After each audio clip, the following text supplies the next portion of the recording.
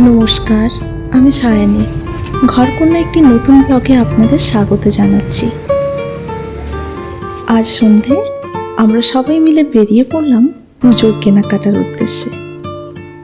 আসলে ছেলের এক্সাম চলছিল তো, তাই এত দেরি হলো। বাড়ির সামনে শপিং মলগুলো ফার্স্ট স্টার্ট করলাম।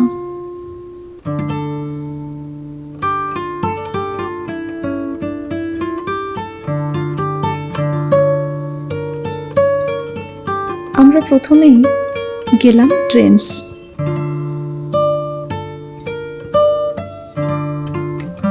কারণ এখানে না পছন্দ হলে অন্য মলগুলোতে ট্রাই করব। দেখুন ছেলের কাণ্ড দেখুন। এতদিন এক্সামের কারণে বাইরে খুব একটা বেরোনো হয় না তো, তাই আজ আনন্দটা দেখুন।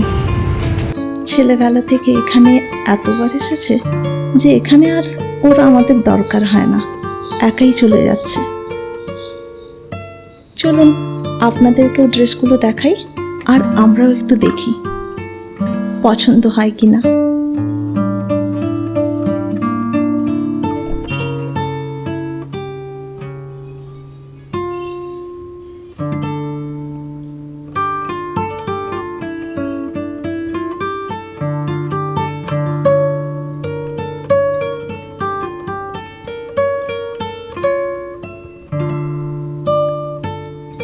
আমি আসলে ছেলের জন্য ধুতি পাঞ্জাবি খুঁজছিলাম।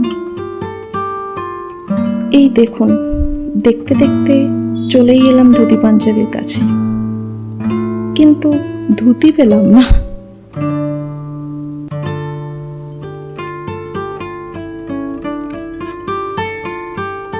যদিও পাঞ্জাবি পেলাম, কিন্তু আমি যেরকমটা চেয়েছিলাম সেরকমটা পেলাম না।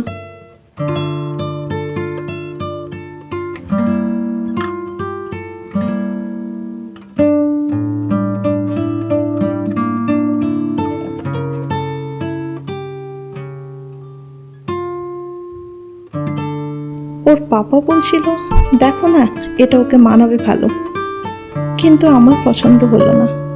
আমি একটু কালারফুল খুঁজছিলাম, তাই ওখানে আর দেরি করলাম না, বেরিয়ে পড়লাম অন্য মলের উদ্দেশ্যে।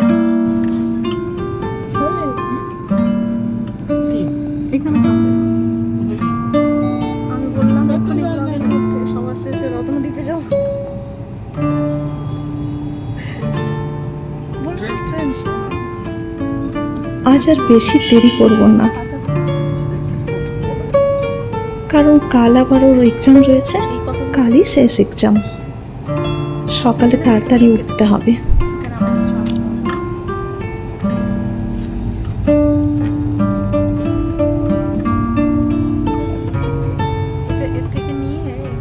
এখানে জানেন একটা টেম্পল বানানো হচ্ছে। এই টেম্পলটা একদম অন্যরকম ছিল, নতুন করে আবার এটা বানানো হচ্ছে। এখনো কাজ চলছে, কমপ্লিট হয়নি।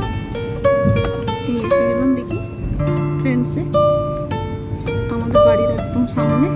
রাতে হায়দ্রাবাদ এত জমজমাট থাকে না, চারিদিকটা পুরো আলোয় আলোময় হয়ে ওঠে।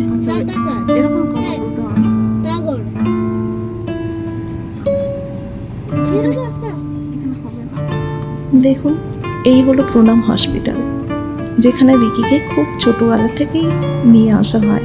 এখনো আমরা ওখানেই যাই।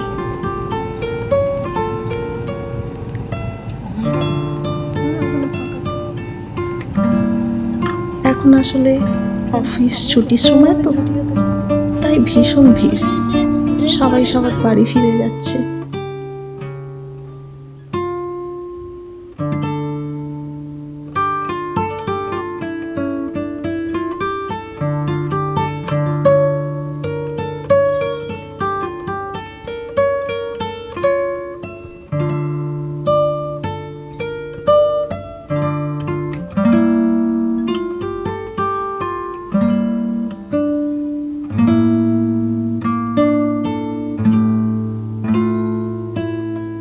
এভাবেই এখানে জ্যামে কিছু সময় দাঁড়াতে হয়, কিন্তু খুব একটা কষ্ট হয় না।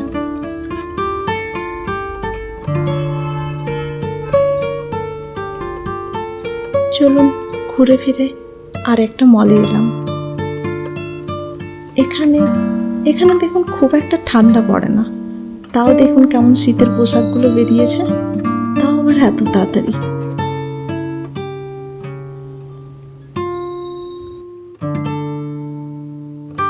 আমি ভাবলাম এত তাড়াতাড়ি শীতের পোশাক নেব না, থাক, এই তো বেরিয়েছে, এরপরে আরও স্টক আসুক তখন নেব।